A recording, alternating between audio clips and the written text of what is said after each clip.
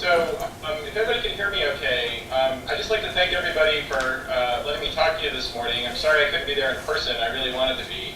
As you can, know from the headlines with Congress and everything that's going on, there's a lot of things happening within the Defense Department right now. And so unfortunately we're not allowed to travel except under combat operations. So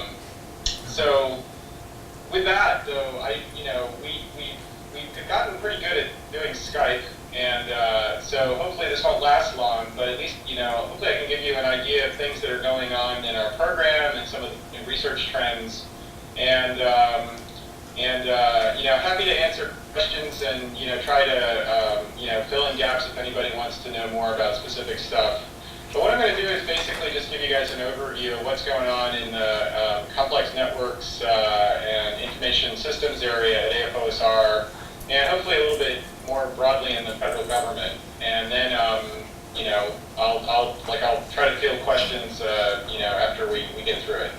So, okay, all right. So, Sean, if you can get the first slide up, I'll just start now. Okay.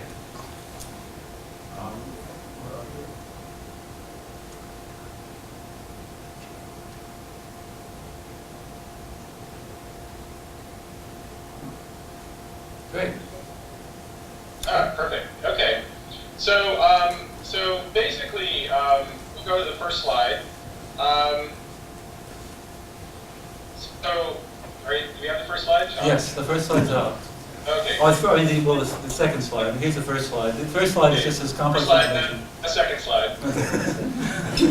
Okay. So, basically, what we started this program to do was guarantee information transfer in communication systems. So at the beginning, it was really about guaranteeing that packets made it to their destination actually, and we modified that quite a bit at the beginning. We said, well, we don't just packets that make it to their destination, we information, structural information that makes it to the destination. We want to understand how to guarantee that. So that sort of set us down this road of understanding how to code in ways that were not necessarily correspondent to the existing protocols that were out there.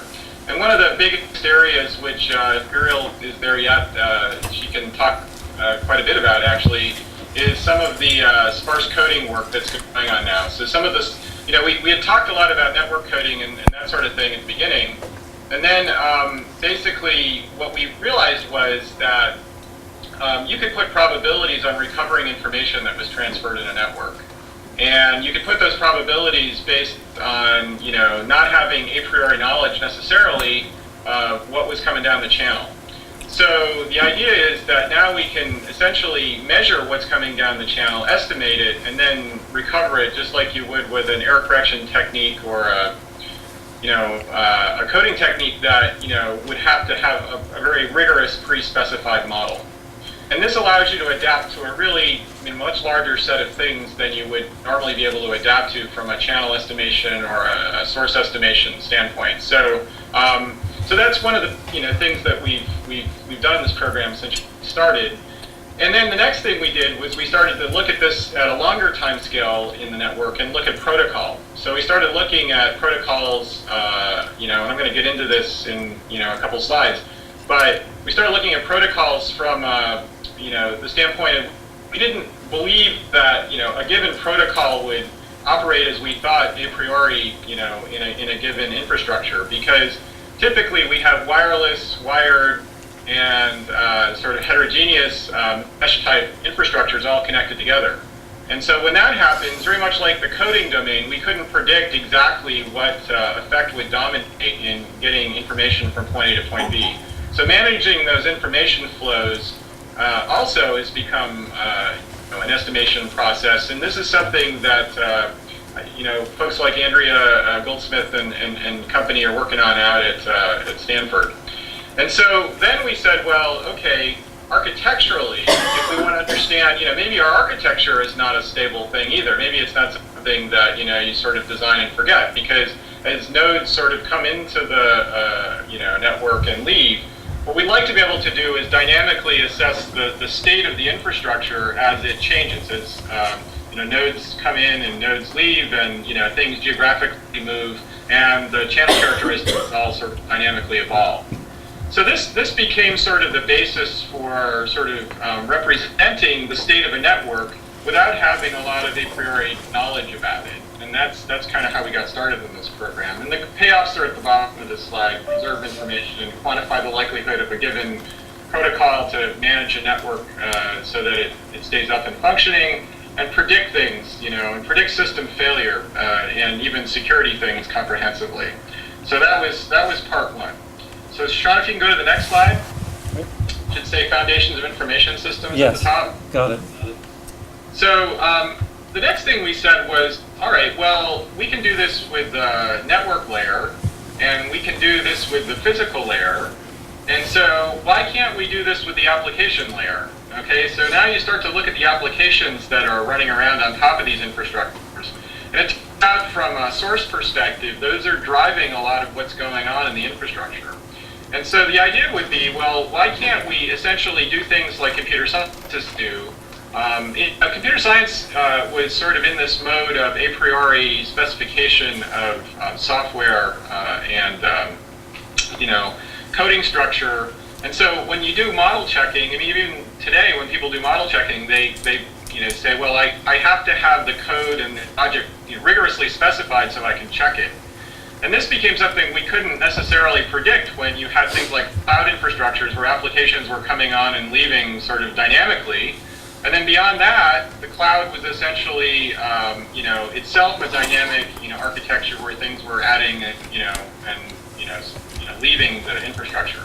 So basically, we applied the same kind of idea we did from coding, protocol, and architecture now to literally the structure of the software that wrote on top of it.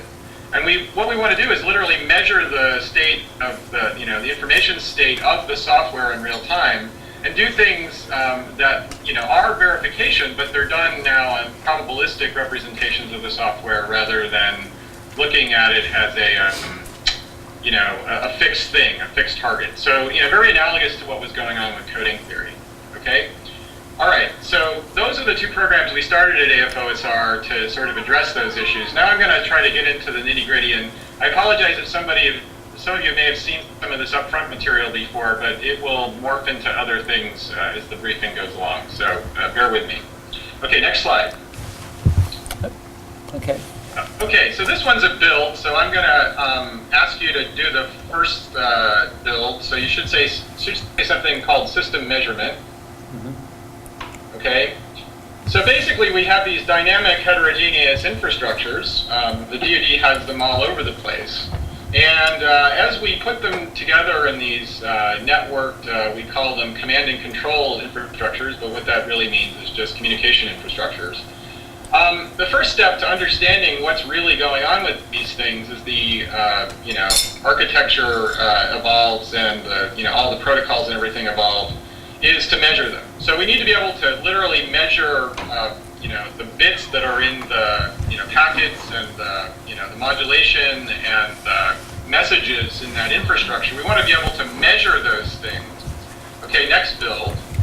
Then, our area of local network or systems research essentially looks at this at very short time scales. So this would be, for instance, how to code information. In the context of communication infrastructure. In the case of software, it would be literally looking at things like register values or very small sort of numeric or operational primitives in software. Okay, next build, should say network systems management research was really about looking at protocol in these infrastructures. So the protocol is basically, being dynamically measured, whether it's the protocol for routing or protocols in things like cloud infrastructures like MapReduce. MapReduce is a really powerful protocol that's doing resource allocation of clouds, and we actually have a program now to dynamically sort of build the next generation of MapReduce, which is one of the biggest protocols in cloud infrastructures. And then the final area, global systems research, basically takes the first two areas and then architecturally looks at, how to best.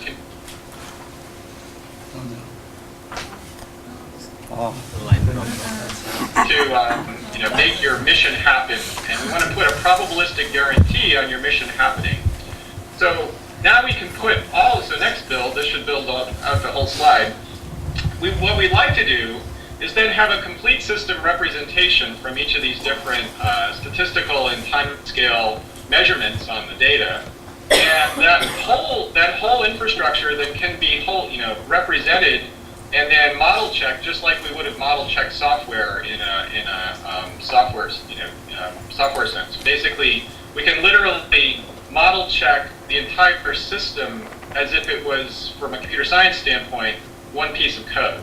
Okay, but from an information theoretic standpoint, basically we can represent this space, the statistical space, geometrically, and we check that. So it's a probabilistic model checking approach, and by doing it that way, we can actually check very high dimensional spaces of systems. And this leads to the next part, which I know Sean's keenly interested in, which is the dynamics. All right, so let's get to next. Okay. Build, but basically, okay. So just basically, I would just build this out until it says there should be a green ellipse that comes over the top part of the slide. Got it. Okay. So basically, we can code information. And when we code information, we can code it randomly. So probably, we have things like rateless codes, we have deterministic codes like trellis codes, or we have hybrid codes, which are like the early generation network codes. The interesting thing about these sparse codes that we're talking about now is they can actually take on the characteristics across that spectrum.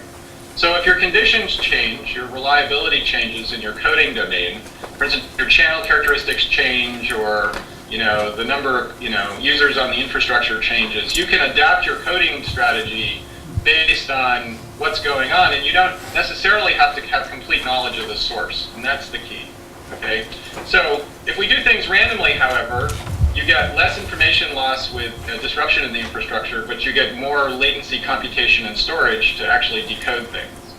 On the flip side, if you're more deterministic, you have less latency, computation, and storage to decode things, but you have more information loss when things go bad.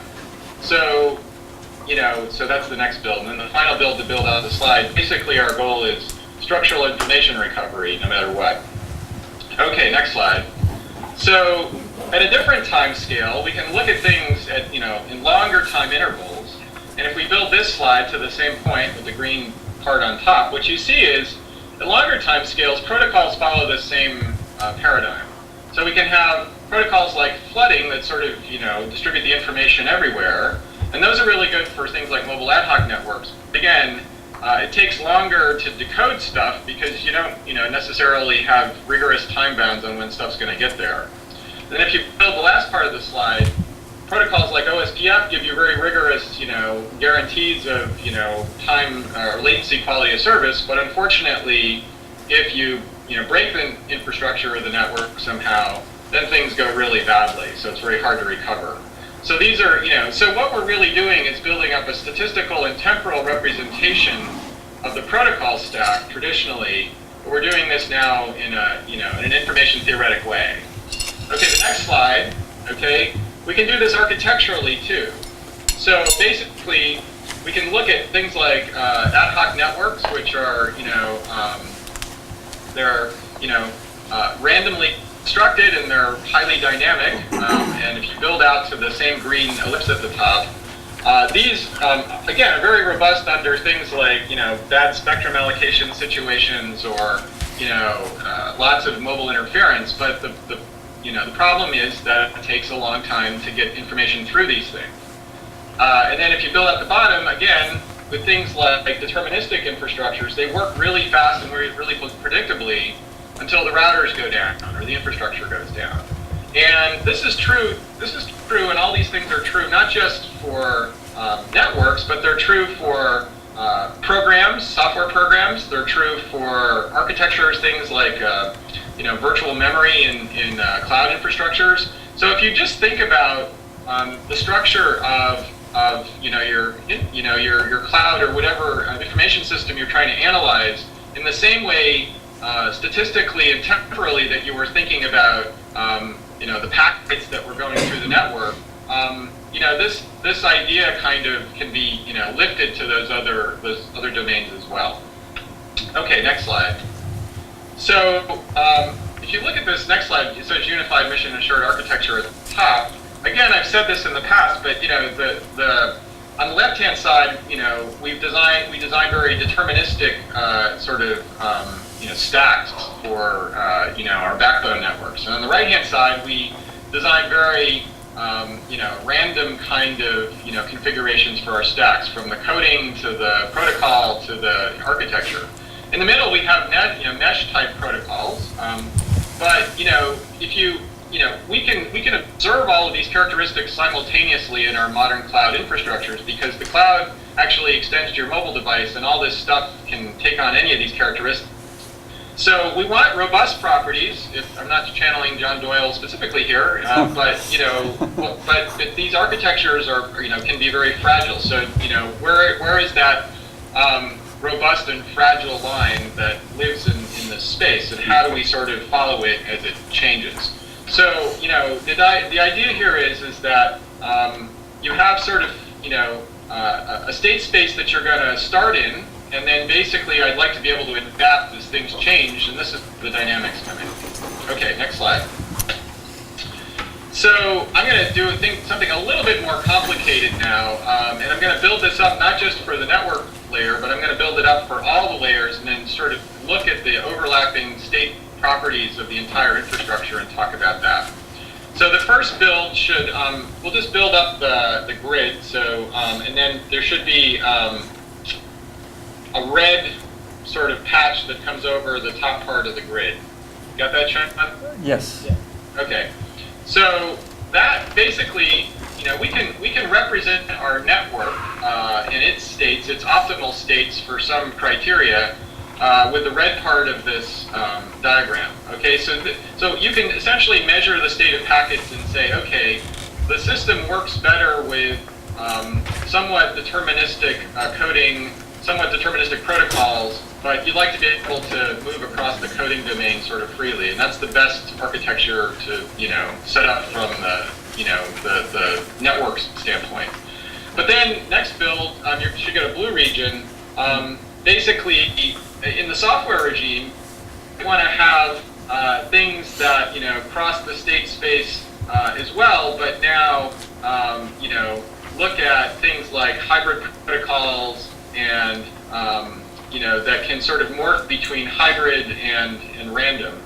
I'm trying to sort of aggregate the characteristics all the way through the stack here, so that's why these diagrams go up and down as these boxes or these regions go up and down as well as across the grid.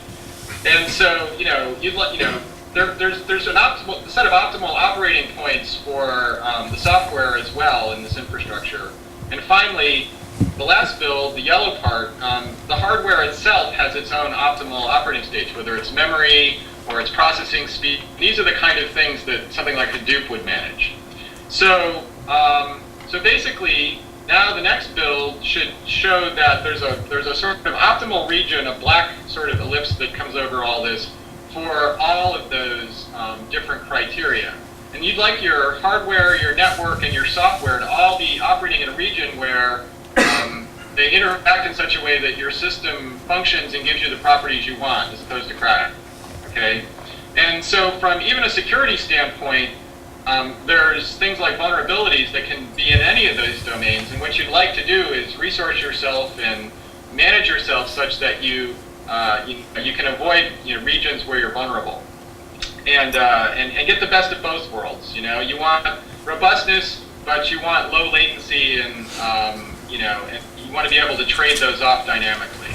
And the idea, so the final build is you want to stay stable, resourced, and secure in your operation or your mission, right? You want to guarantee that your mission succeeds with a certain probability, as opposed to the alternative where you're unstable, unresourced, and unsecure, which should be the last build. And so, how do we know where we end up in these state spaces? Okay, so this now becomes an interesting problem in a number of domains, including dynamics. Okay, before we get there, so go to the next slide, measuring the information state space. I didn't want anyone to think that this was just sort of random speculation. We actually do measure our infrastructures, and if you just build out this entire slide, basically the state space that we can build out by doing these measurements is real. And what you see on the left-hand side, there should be a red region that says design excluded properties. This is a real mobile ad hoc infrastructure that died because it didn't operate in the right state space. And then there should be a green region that says design included properties where things were stable. And in fact, our video got through in that case by operating in the green region, and it didn't get through operating in the red region. So, and that boundary between those two regions is where a lot of resource allocation and network flow games get played. So if you're doing, dynamic optimization, or you're doing, things in, dynamical systems theory using stochastic processes, you'd like to understand how to follow that boundary and give yourself the optimal chance of working given, the conditions you're faced with.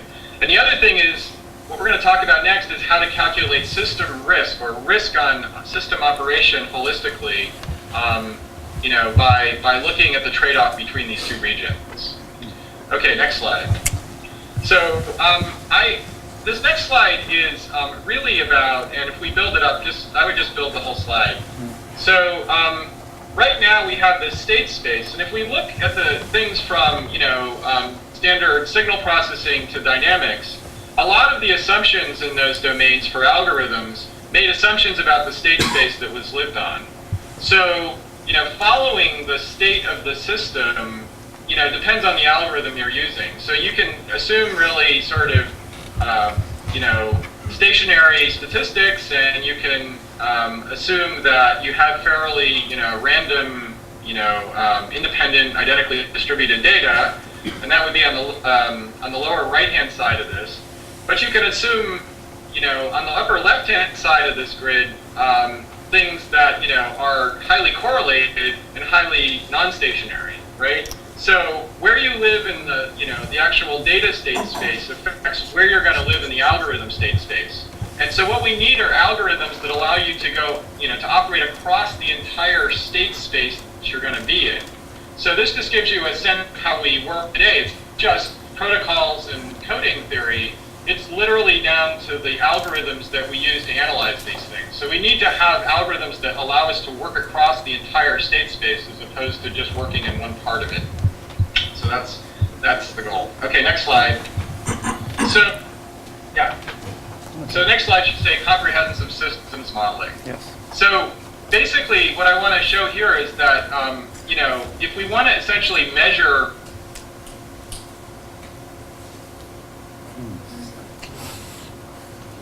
things, and there's a really big area right now called autonomy. So there's like a state of vectors the humans input into operating the system, and then there's a set of vectors that the system uses to operate. And we can actually represent the entire system state space by combining those vectors. And then the idea is that what we'd like to do is we'd like to look across, both of the domains, the domain that humans are responsible for and the domains that the machine is responsible for, calculate the risk of the human and calculate the risk of the machine, and then give the lowest risk, highest payoff, responsibilities actually does them the best. And that's hard to measure. So that's a real measurement challenge, and the what to measure challenge is really another big thing that we're very interested in. Okay, next slide. The idea here is that, I should say measurement-based system verification. We can measure things with a lot of fidelity, okay? And we can measure things with fidelity, and you risk by measure stuff. And so what we algorithmic domain, but in the measurement domain, measure stuff in such a way that our characteristics of knowing what the system risk is are accurately represented. And so trading that off is a sort of algorithmic design criteria that has to be folded into the way we do these broadly encompassing algorithms, basically, to do system analysis. So measurement risk just needs to be factored in And this is a lot of the work that's going in the sparse approximation work. Essentially, how to measure to minimize your risk, minimum amount of computation. And I think we made a lot of progress there. I mean, there's work in things like sparse manifold learning and sparse algebraic representation, sparse topological data representation that are really going down this road. So I think it's a really exciting area, and this includes the dynamics too. So we like to be able to measure the system dynamics sparsely as well. And that's really a key criteria for how to set up these measurement strategies. Okay, last slide. I guess finally, so that last slide was about verification. Your software model checking and probabilistic verification lives in the measurement domain. But these models that we're building are actually coming directly from the data itself. Okay, so if the models are coming directly from the data itself, if we do high fidelity measurements, we're going to get well-validated models. But it's going to take a really long time, and those models might change really fast. So the question is, what's the right number of measurements to give you the best validated system models, and then how fast you have to update those models on the fly to really get validated results? And there's a really tight interplay between verification and validation in this domain. Now, one of the most recent techniques in this area, which is really pushing both the computer science end and the information theory end, is something that amounts to so don't confuse this with categorical statistics. It's category theory or topos theory plus statistics. Okay, and so if you want to characterize the complete dynamical state evolution of a system, how do you represent that, not just topologically, but how do you represent for instance, the operator algebras and the state space of those that actually characterize the complete dynamic system response of the whole state of the system. So this is a key way to look how to validate your model on the fly, and there's some really interesting new work in this domain. So I think I actually have one more last slide, so Sean, if you can go to the last slide. It should say complex information system, current and future architectures. We are taking these, so one of the interesting things about the information area is that in 6.1, which is what I do at AFOSR, 6.1 is basic research, and in many cases we're doing new discrete mathematics to actually solve these problems. So you'll publish something in a transactions paper or AMS paper, and basically, within 2 to 3 years, we've actually had transitions to real systems from those algorithms, which is really unique. Usually it takes 25 years for physics to get into the field. For us, it takes 2 to 3 weeks, or 2 to 3 years.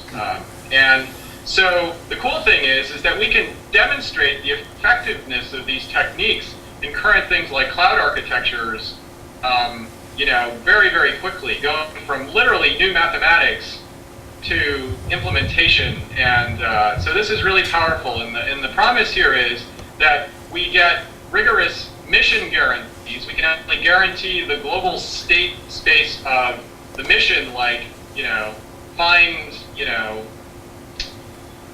find whatever in your infrastructure, find the critical piece of information that's going to tell you what to do next in some military operation. We can actually put a rigorous risk guarantee on doing that in a given infrastructure and measure that dynamically. So then we can sort of calculate the degree of mission success we have over the entire architecture. So that's something generals really like to hear, and so that's what I think that's another selling point for doing this. So anyway, with that, that's it. That's the last slide, and I'd like to thank everybody. And if you have any questions, I'd be happy to answer them.